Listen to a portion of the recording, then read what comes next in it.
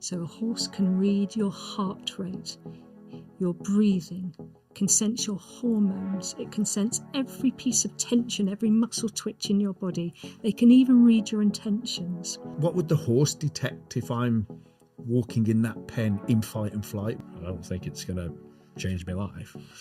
And then, lo and behold, some people then do report incredible, long-lasting positive impacts, and it's the ones that were least expecting that. We are using their body language, their natural innate ability to read body language and to synchronise, to help us as humans to learn to better self-regulate our emotions. Welcome to the ResetU podcast. I'm Andy Rhodes from Oscar Kilo. And hi, I'm Nathan Gardner, the co-founder of ResetU. Hi, I'm Chris Kay. I'm a senior research fellow at Anglia Ruskin University. Hi, I'm Ele Milwright, CEO of Warrior Equine. Fantastic, and thanks for making the journey south to join us today. Really appreciate it, because we think people are going to love hearing about your story, your work, and the huge potential that it's got to go out to our people as well across emergency services. So first thing is really, I think, maybe a bit of background from yourself, Ellie, about why you sat here today. Warrior Equine, great name, by the way. Thank you. Where's it come from, and what's your story? Horses have been a part of my life for many, many years. Mm-hmm. And I think, was it Winston Churchill who coined the classic, there's something about the outside of a horse that's good for the inside of man. Yeah. We'll come to more of that later. Yeah. I actually originally trained as an instructor for Riding for Disabled, which is a national organisation doing ridden work for kids and adults with sort of learning difficulties and physical difficulties. I also then married a handsome RAF officer. Yeah, he's going to be really grateful you said that. Have the tea ready, love. Yeah. And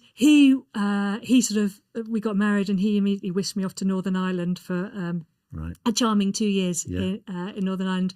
And I started to learn about the very unique stresses and strains of military life. Yeah. And then I also studied equine psychology as well. So these three kind of things started to stir around in my brain, and I realised there was something in that. Yeah. So long story short, I founded Warrior Equine, really to support, originally it was for military veterans, to support those who are struggling from the effects of trauma, and using horses to help people find their sort of mental resilience tools and recovery. But along that journey, it became very obvious very quickly, especially working with veterans. Many people who have served in the armed forces then go into the emergency services. Yeah. And there's such a distinct parallel between those two services. Yeah. And again, those sort of unique stresses and strains. And that's how I've sort of ended up coming here today to talk to you guys, as we've been recently working with West Midlands Police on a pilot course. So that's really how that came about. Fantastic, and we'll get into a bit of that later, and all the horse, how it's good for the inside and all that sort of stuff. All that. Hopefully, if we get into that. So, Chris, what about yourself? How did you come to get involved in all this? I guess I'm one part neurobiologist and one part outdoor activity instructor. And those two professional lives were pretty separate for quite a long time.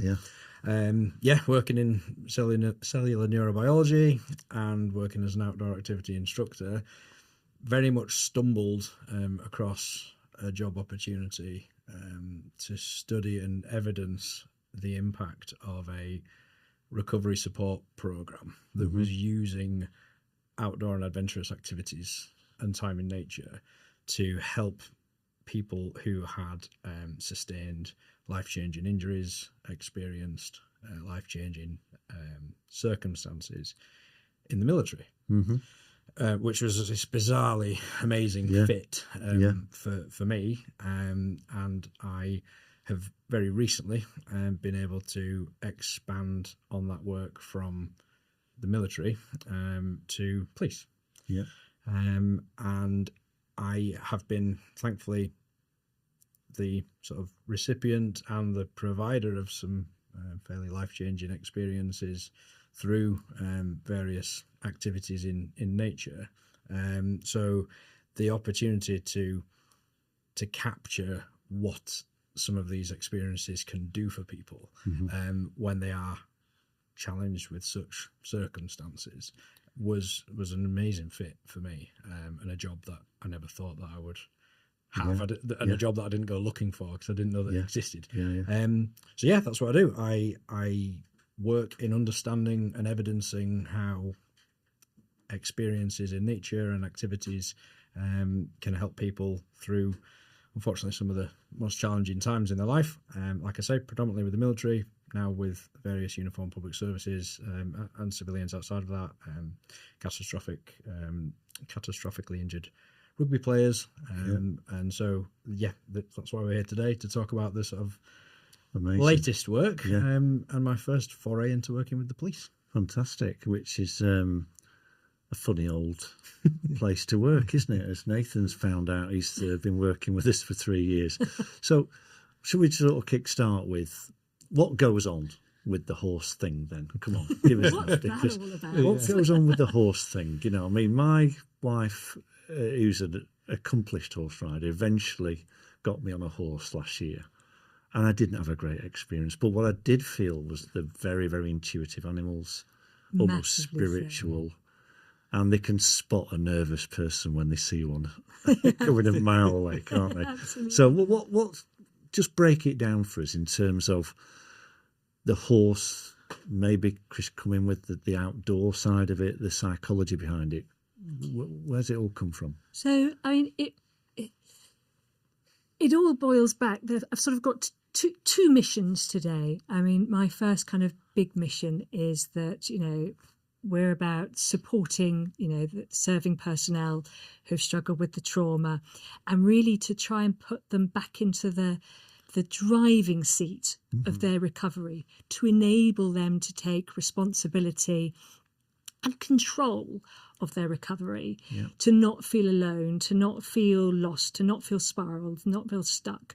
But my second sneaky little kind of mission is I'm here to sort of champion and hopefully convert yourselves and the listeners to the joy of a little hay in your hair and half a ton of hairy equine friend at your shoulder. Yes. So as you very well pointed out, horses are incredibly intuitive. They're prey animals, and the reason they have managed to survive all these thousands of years is they have that very strong fight-flight instinct, that response. They are incredibly good at reading body language. Because that is how they've survived. So there's loads of different types of equine therapies, or equine-assisted services, as I'm supposed to call it now. And there's ridden work, there's kind of grooming, there's all these lovely things you can do. We don't ride the horses at all with the way that we work with the horses. Okay. We are using their body language, their natural innate ability to read body language and to synchronise, to help us as humans to learn to better self-regulate our emotions. Because really that's an awful lot of what, you know, when you've experienced trauma or you've seen a lot of difficult circumstances and environments, we tend to get a little bit hypervigilant, a bit hypersensitive, everything's on high alert. And we just need to relearn how to take that big breath out and regulate our emotional control. So horses are incredibly good at synchronizing with each other. That's how they survive in the herd. You'll see and there aren't many wild herds left out there, but if you see horses out together, if one of them suddenly jerks their heads up and flicks an ear, nobody turns around and goes, "Oh, Fred, did you see that?" No, they're off. They're all running together. They synchronise together and they're not bumping into each other. They are brilliant. That's how they survive as a herd. But the brilliant thing is they're really good at synchronizing with humans too. That's the sort of magic little gift. So a horse can read your heart rate, your breathing, can sense your hormones. It can sense every piece of tension, every muscle twitch in your body. They can even read your intentions. And that makes them the most amazing teachers, because they will synchronize what you are bringing to the table. So they are like your big hairy mirror. It's not always what you want to see or what you think you're going to see. So police officers, anybody who's serving military, they tend to have to mask their authentic emotions in order to be able to carry out their job professionally, with empathy. Good point, yeah. So we tend to mask an awful lot. But masking, very good as a short term, but as a long term maladaptive coping mechanism, it can actually bring its own big problems. And a horse will see straight through any mask that you're wearing, and they'll see straight through to who you are. So with you wandering, so we have a round pen, if you imagine sort of a 50-foot pen in diameter. You're working with a horse loose, there's no line on it, no rein, so it's completely free to move in its own free will. And if you walk in and you pop your lovely mask on, but inside you're a raging volcano of anger or stress or emotion, carrying all that weight of everything that you're dealing with at that time, the horse will sense that immediately and he'll be off. Because he doesn't want to be anywhere near you if that's what you're giving out. So he will mirror all that stress and anxiety by simply moving out and away from you. So it's a really good way of practicing all the techniques that they've probably already, we've all learned, whether it's been counselling or therapy or mindfulness or the breathing techniques or those grounding techniques, which are all brilliant. But if we learn them in a sort of classroom setting, we all nod and go, oh, yes, you're quite right, Andy. Next time I get a little bit stressed, I'm going to do my breathing or I'm going to do whatever. But when snap goes to bang, it can be a very short little fuse. You don't necessarily have time to think what it was that I'm supposed to be doing. So the horses give us a chance to practice that. So we do the breathing techniques. Calm down your breathing, box breathing, lower your heart rate, soften your shoulders, soften your body language. And as you start to come down, that horse will read and mirror you instantaneously. So they are the best authentic teachers we have because they cannot lie. They are simply reacting to you in that moment.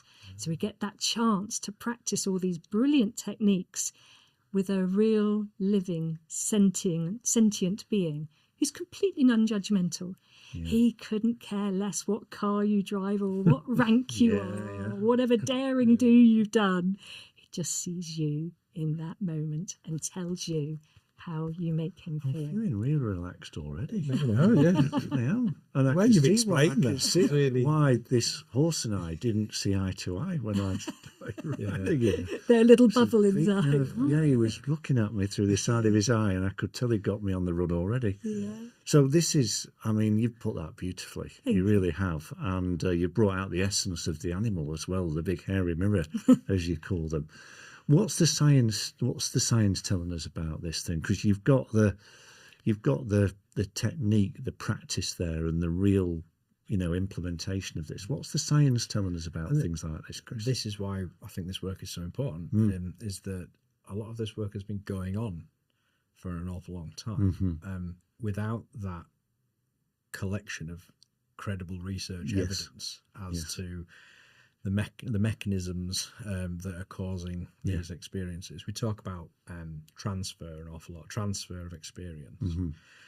So any training course you've ever been on, any experience where there's some intention of influencing another area of your life outside of that room, more often than not, or stable, or barn, or field,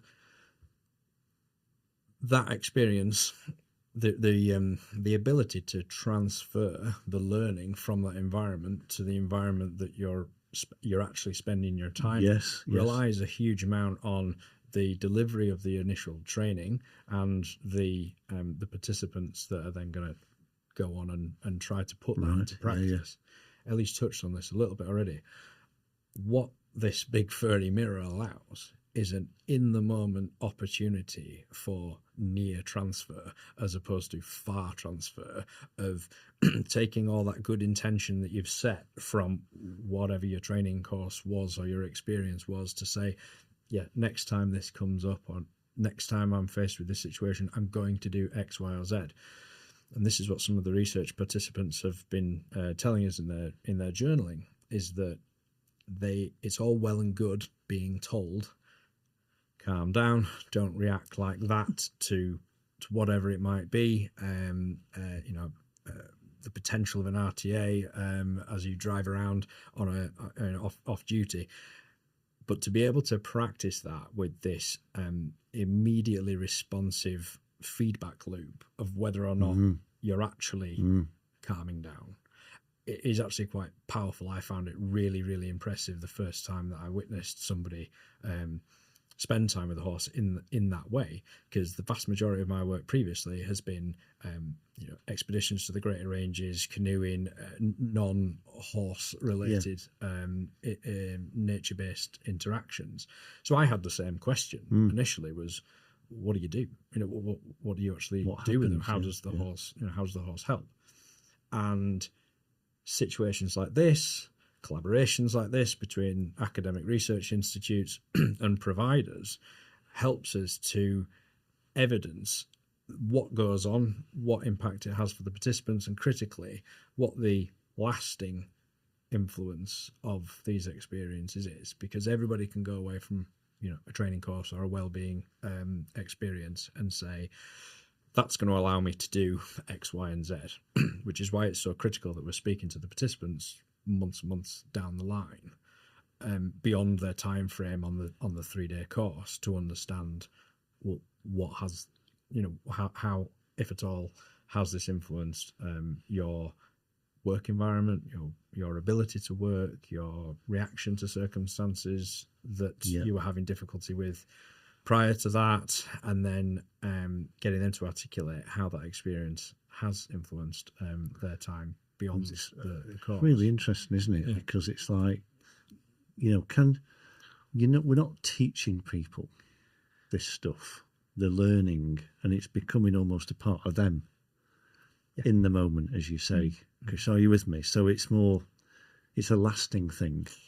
That's exactly it. There are so many lovely experiences you can go and do that really enjoyable for that moment, but it's a very short term. It's like the holiday thing, isn't benefit, it? You sit there and you go, wow, this is going to change me. Then you get home, it's like, by Monday, all I've got is some photos left. So we're trying to build a mental resilience toolkit that people have the confidence that it works, because they know that it works, because they practiced it and they felt it. So they know when they're starting to panic, or there's a trigger, or they're having a really bad day or a difficult memory, and they remember how they were and what they had to do to their bodies in that round pen to get themselves into that cool, calm, centered, really peaceful place. So peaceful enough that a horse of its own free will decided to come to them, to join them, that put their trust in them. They felt so comfortable around them. And if you can remember how you physically got yourself into that state, then it's much easier to carry that forward. And you've got a whole toolkit of little tricks and techniques that you have the confidence that works. So the long-term benefits, it's more important. It's the long-term benefits that we hear back from. My team and I, some of us have been doing this for, I think it was 14 years ago we did our first course, and we're still hearing from people back then saying, I'm still using the techniques, that saved me, or it saved my marriage, or it saved my career, or these extraordinary things coming back. And of course it's not a magic thing we're doing. We're presenting some ideas, some techniques that work, and really just opening that door a little bit so there's a chink of light. It's the guys and girls that have to put the hard work in to make it work. There's no magic kind of pixie dust here. You've got to put the work in, but it's just opening that door a little bit and going, look, here is a way forward. I'm fascinated by what you've explained there about the horse's ability to detect. One of the things we've seen was you mentioned about like the nervous kind of element of the individual in the pen. we're seeing people with dysregulated nervous systems in policing. You know, they spend a hell of a lot of their day shift in fight and flight mode. And we've done a lot of work about trying to get people to understand about autonomic nervous system, about parasympathetic activation, sympathetic activation, knowing the difference to try and see what they need to be able to do. And we've used wearables, like I can see you've got one on today. So we've worked with multiple wearable providers, and we've looked at data and tried to educate people. And that was a real moment to get people to understand that when I'm in this fight and flight mode for the majority of my shift because of the job I do, which is pretty normal, then when I come home, I'm still actually in that state. And then I wonder why I have struggles sleeping, recovering, etc. I'm really now intrigued as to what would the horse detect if I'm walking in that pen in fight and flight? What is it kind of, even if I'm putting on that mask, what is it picking up from me? They are so incredibly good at reading the tiniest little bit of, they can see you holding your tension, they can see the tension in your shoulders. So literally by doing a breath out and dropping your shoulders 0.5 centimetre, they will read that. So we worked, one of the military courses we did for serving military personnel, we had the RSM, which is the Regimental Sergeant Major. So in army terms, God. And so he came, and I think he kind of thought he was coming along just to show his troops that, you know, it's not that pink and fluffy, you know, we're off to pat a pony, but, you know, trust me, this could be good. And so he presented the most incredibly beautiful mask. He was calm, he was collected, he was wise. I mean, I am no soldier, but I would have followed that man into the jaws of death. He just had that beautiful way about him. You just felt safe with him and believed in him. And I'd even have ironed my shirt. And he went into the round pen, walked in very confident, very calm, and the horse looked at him and went, whoa! Felt every iota of stress, strain from the job, from home, all the things that we bring with us. That horse read every second of it, and it was a big cavalry black. They're the enormous horses the cavalry use. Right. It was doing basically the wall of death in that round pen. Oh dear, I'll be gone. I'll be gone.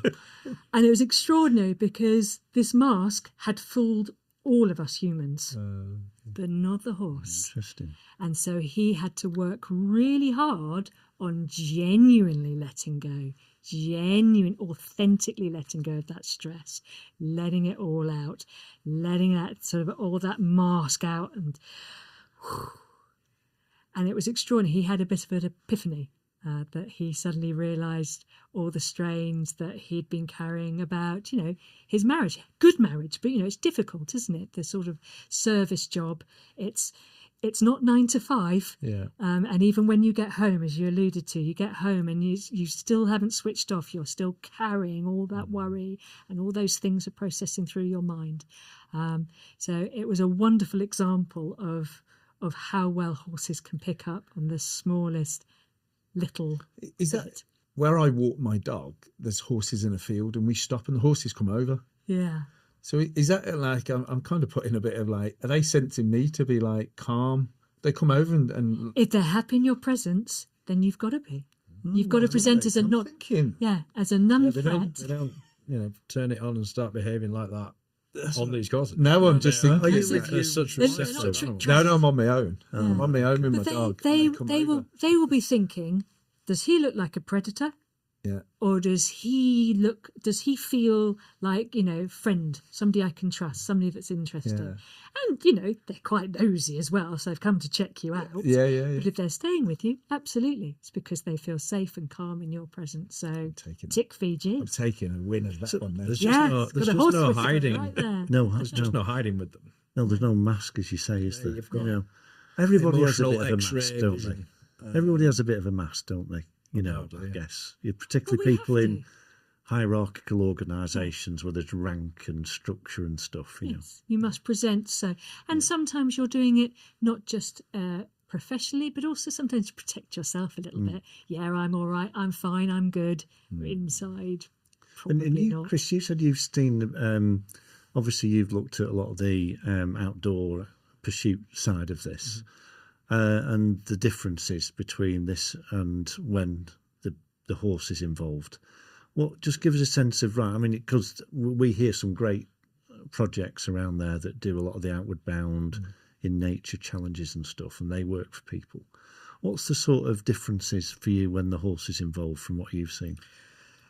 I must say that near transfer, that opportunity to be able to actually put to the test what's being encouraged in the moment in the participants. I think there's more settling in required after spending time in nature or an expedition, etc. And this is so immediate that it's not really been like any other sort of nature-based intervention or interaction that I've dealt with, because you could, in theory, just put the mask on and explain to everybody in the group, this is making me feel loads better, or whatever the experience might be doing for you.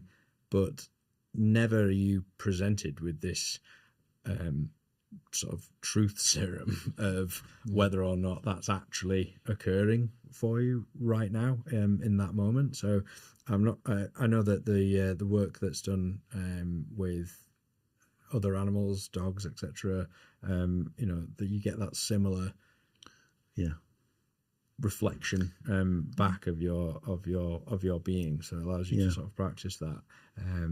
We don't tend to stack one up against another in terms of different styles of interaction, because we don't expect any of these experiences to necessarily push out another form of recovery support service. We want these to sit alongside and support the other services that people are on the receiving end of, if their ability to work has been affected because of their circumstances. We don't claim that it waves a magic wand and works for everybody. And in fact, from a research perspective, in some ways it's more satisfying when you get those pessimistic participants who say, and I quote, "This was just meant to be another thing that didn't work." And they surprise themselves, and all treatment, whether it be clinical or not, relies in part on the recipient feeling that it's going to help. But when you do have those that reluctantly attend or are told to attend some of these interactions and interventions, the ones that sat there thinking, what on earth is this all about? I've got more to be getting on with than this. This is going to be a waste of time, blah, blah, blah. And then they report an incredibly impactful experience.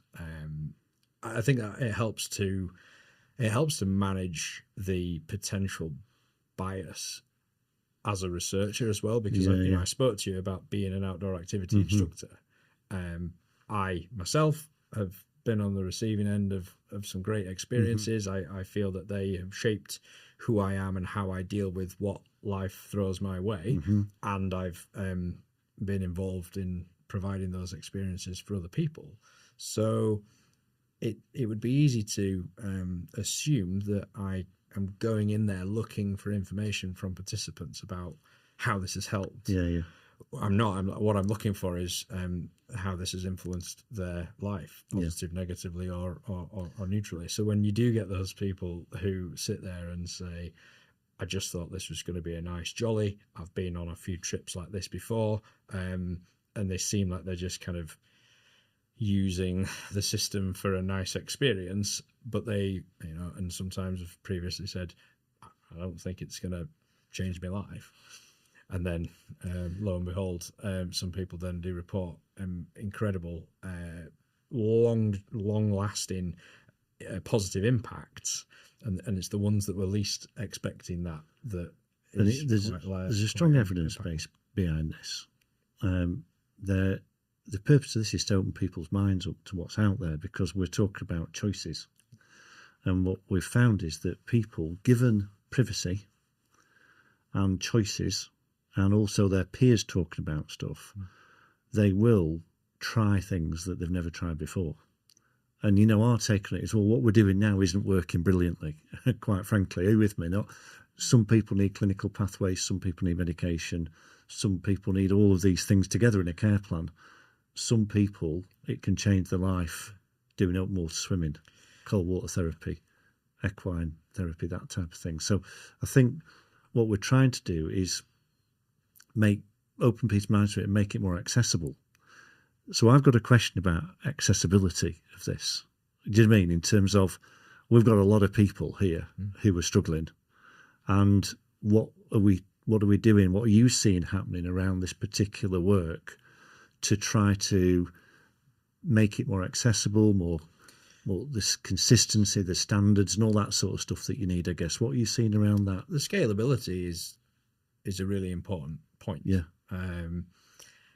And when you're having conversations with the participants about the previous experiences and the services that they've been offered and have taken part in, this is something that's definitely going to be discussed in the write-up once we've done the longitudinal study with these participants. Is about that scalability and that sort of cost benefit and impact ratio, essentially. Because participants are telling us, you know, we've had this experience, this service that we've attended, and we all thought it was rubbish, and this has done something different for me. Like I said, I'm not saying that that's the case for absolutely everyone and every service type, but when you've got a large proportion of those participants who attended this program that are commenting on the current state of service provision that they have had provided, and not clicking with them. You need the right people, the right environment. We need participants at that right time as well, which is a delicate balance based on where they're at in their recovery, where they're at in terms of their ability to work, etc. That's a fine balance that we have to work with really carefully through gathering research evidence and speaking with the providers as well. But we really have to consider whether, what I'd really like organisations to do is to question the services that they are paying for. Already doing. And look at the cost of some of this work, which is not as expensive as I think people assume. Especially, horses are notoriously not a cheap endeavour. From everyone that I've spoken to that has any involvement. You take the person to the horse doesn't come to them. So, but when we look at some of the costs of some of the welfare services that are currently being spent by various police services, price per head of some of these experiences, once we've then got the longitudinal information from the participant. So unfortunately, we're exactly 3 months out from the course. The first request for follow-up information is going out this week, but thankfully, in the meantime, knowing that this was coming up, some of them have volunteered some information about the impact. Is that my cue? The impact. Yes. It can be. We can make it a cue. Hold my bear. About that lasting impact 3 months down the line. And how many sessions will they have had for this? They spent 3 days with the horses, three full days. 3 days. And this is a group of people. So it's a group of, we can have we had 8 on this particular course, so we can do a course for up to 10 people. Okay. And it's a 3-day intensive course. Yeah. Rather than sort of once a week, place. every 6 weeks or whatever it is. It's 3 days, really intensive, to get the sort of maximum impact, I suppose, for want of a better word. And I've got a little bit of feedback. One's slightly longer, forgive me. So as a senior leader within the police and having 26 years operational experience, I never thought I had a breaking point. It has been incredibly difficult to come to terms with what I saw as a failing in my ability to deal with trauma, stress and anxiety. I didn't realise I was so unwell. Having been diagnosed with complex PTSD in late 2023, I thought my world was coming to an end. and it nearly did when contemplating suicide. Since that point, I have had support from many different pathways, all of which helped in one way or another, but never allowed me to see the reflection of myself and how poorly I'd become. So along with another colleague of the same rank and in a similar position, we sought a solution for an alternative pathway for police officers with PTSD to get help. We met with Ele and the Warrior Equine team, who had been working closely with the military to provide equine therapy to members of the armed forces with PTSD. Ele was able to provide an innovative solution in terms of a blended approach using equine therapy and her highly skilled teams of counsellors and trauma therapists. I attended the course for 3 days and it was amazing. I connected with the animals and learnt to interpret how a horse, a non-judgmental entity, saw me as a person, both through mine and its body language.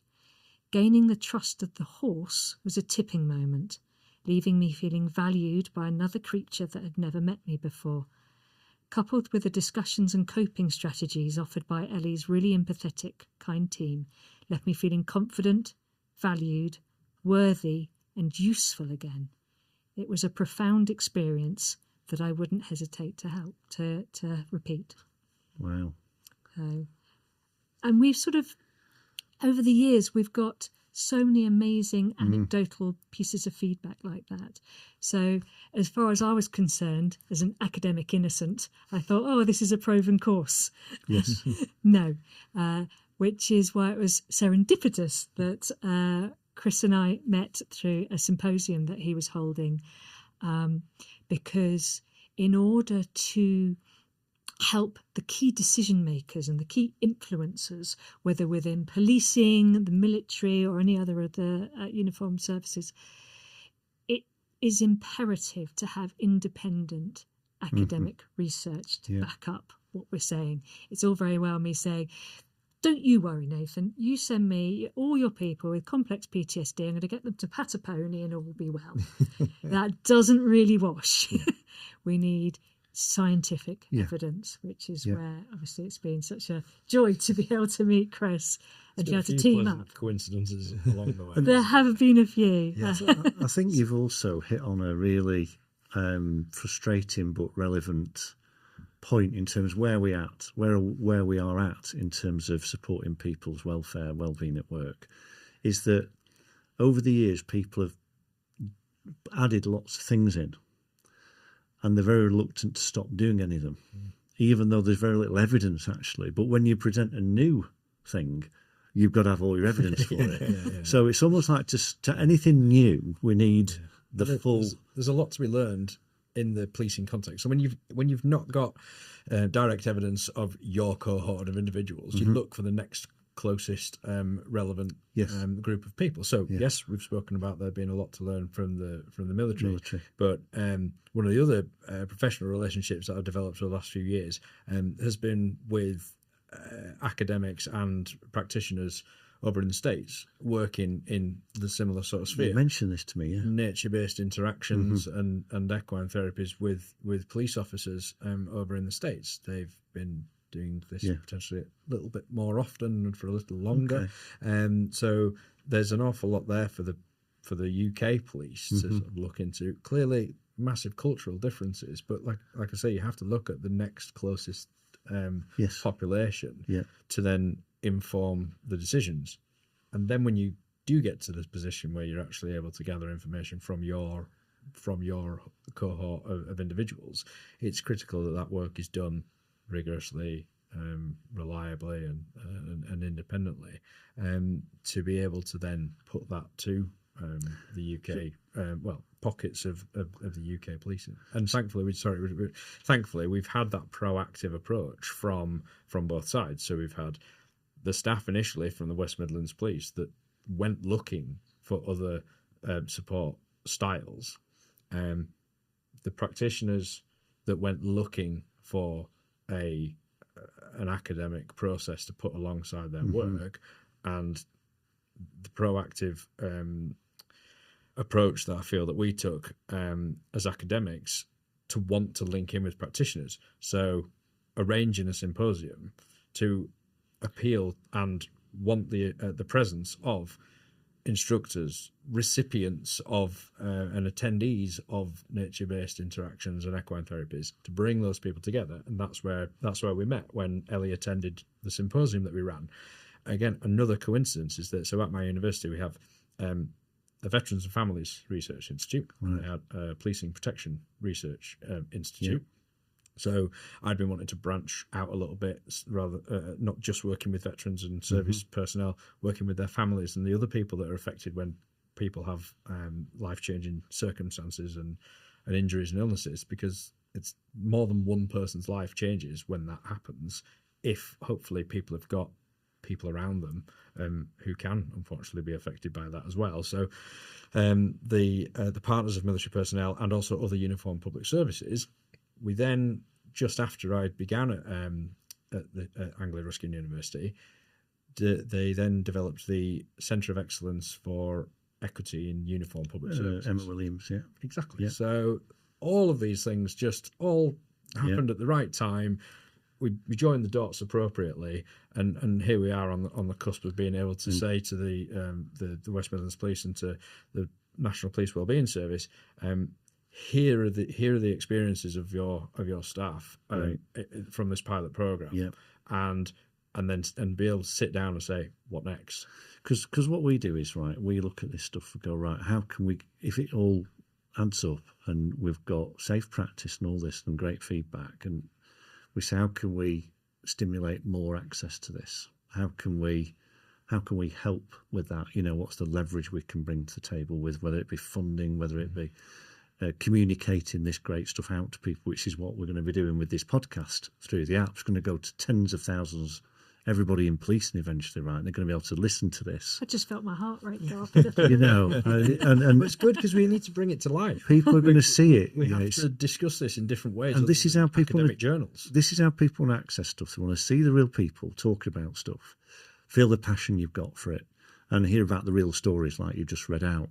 So, what would be your dream outcome from, you've done this study that's going to report soon, it's looking very positive. What's your idea of how this would reach more people? How can that happen? Are you with me? Because there will have to be other providers. There will have to be a bigger network or whatever. Are you with me? This costs money. There have to be funding for it. What's your sort of take on that? Funding is like with everything. Yeah. It's the bugbear for everybody. Yeah. And certainly from our point of view, we were very lucky to see up to the Centre of Excellence for Equity in Uniformed Public Services, snazzy. They very kindly funded the course for West Midlands Police as a pilot. Quite often I have to go around with my little begging bowl and try and find pots of money, rattle the tin. But it seems to me that it's for serving police officers and police staff. The funding has got to come somehow from within, whether it's from the police's own welfare charities or whatever. It would be. It seems imperative that as part of rebuilding trust within the police, that you're valued, you're cared for, you are an important person. It's got to come from within. So as far as access is concerned, Warrior Equine, we're a really small little organisation. We're quite humble, although we like to think we pack a punch.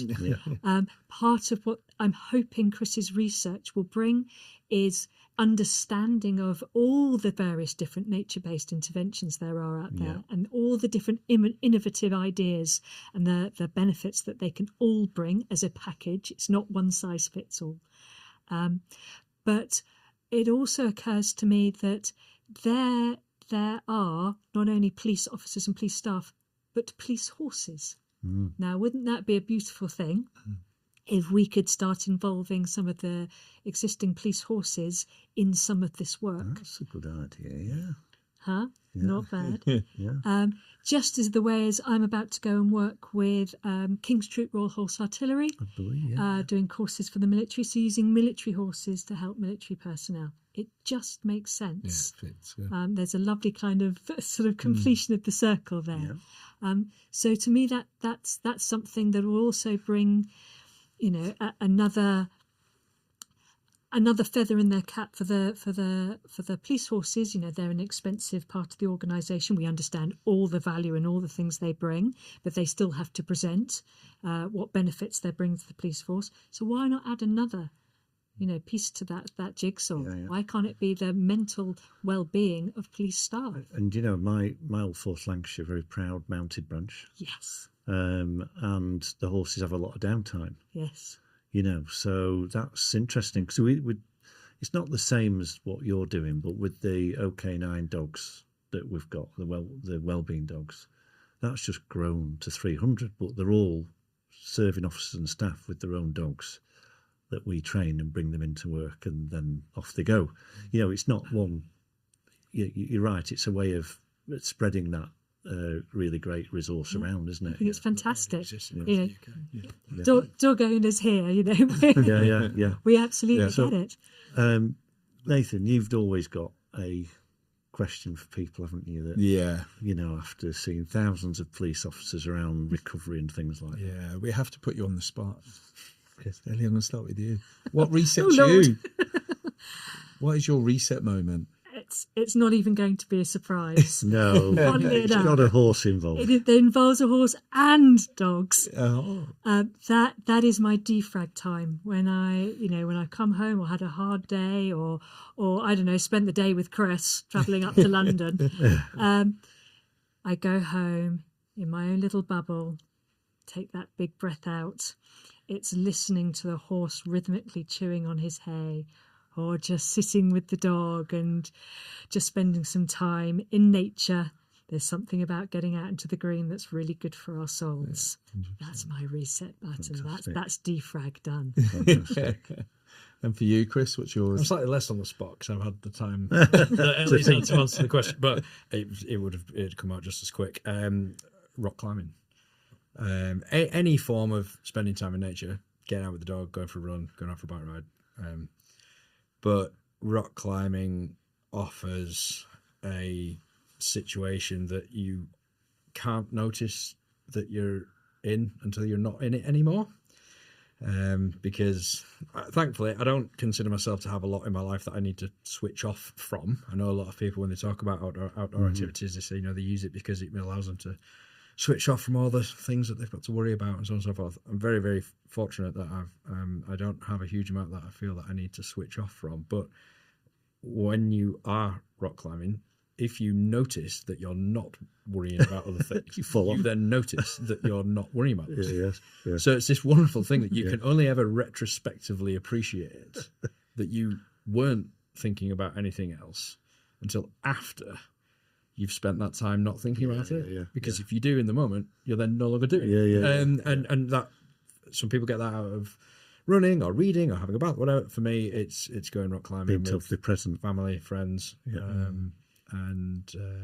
but yeah, fantastic. That helps me reset. There was that program with Chris Hemsworth where he climbs the dam, and he learns how to. It's called Limitless, and he does a series of challenges, and it was a very similar thing to it. It was like when you start overthinking about your next move, you're in trouble. It was like kind of like he was trying to find this. I think they called it like the flow state. And he was climbing up this huge dam, and it was like emotional regulation. There's a famous climber called Andy Kirkpatrick who spoke about how things get put into perspective, and you get back from an expedition and then your neighbour starts complaining at you about you putting the bin in the wrong place, and he was just like, I could not, even if, no matter how hard I tried, I just could not care less about that.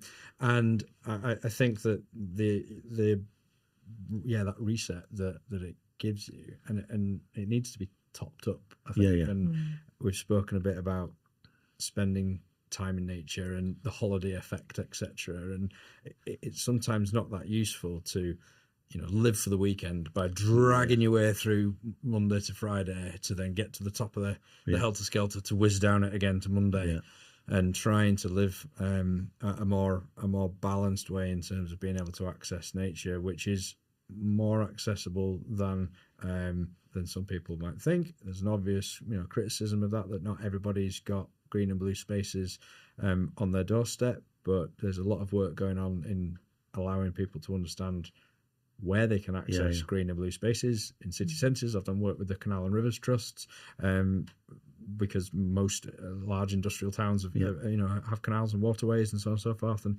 often nature can be accessed in different ways. We have a huge network of parks in our country, etc. But you can be in nature, do in nature, and live in you nature. don't have to be in the middle of nowhere. You don't necessarily have to be really proactive in what you're doing in that space. That really, you've talked a lot there about choice. You've talked about the unique essence of the horse, the work that you do, and the difference you're making to people, which is what we wanted to get out of that today, and let people know all about the fantastic work you're doing from your perspective and what you're doing on the ground with the hairy mirrors. So it's been fantastic. We'd really like to thank you for taking the time out to come and speak to us today. We're going to get this message out to as many people as we possibly can. And good luck with the future, and we hope we get to share a bit of the journey with you. Thank you. May I finish with 2 little quotes? Oh yes, fire away. This is just feedback from some of the guys and girls that was on the police course. After working with the horse, I actually felt a sense of peace and calm for the first time in many, many years. You have shone a light down a very dark tunnel. Please keep doing what you're doing. You are literally lifesavers. I can actually see an end to the way I am. Thank you for changing my life and allowing me to see an end to my ordeal. I have not felt this way in decades. I finally feel heard. Wow. Amazing. Well, that just sums it up, doesn't it? I hope you feel very proud of the work that you're doing, because that is very special, isn't it? Well, we do it to give back to those who serve. We have so much respect for people who put on a uniform and step forward so we can all feel safe. And it's our way of giving a little bit. For sure. We wish it wasn't a topic. I genuinely wish it should just be something that should to discuss. But being able to bring it to life in this way, and through the graphics that we're using to represent the work that we've done with the police, through wonderful company called Nifty Fox that have helped us bring it to life. Podcasting I'm looking as well. forward to see that. It's a brilliant way to do that. So thank you. Thanks very much. Thank you very much. And safe journeys home. Get back to the horses and the dogs. And back to the Bavel. Yeah.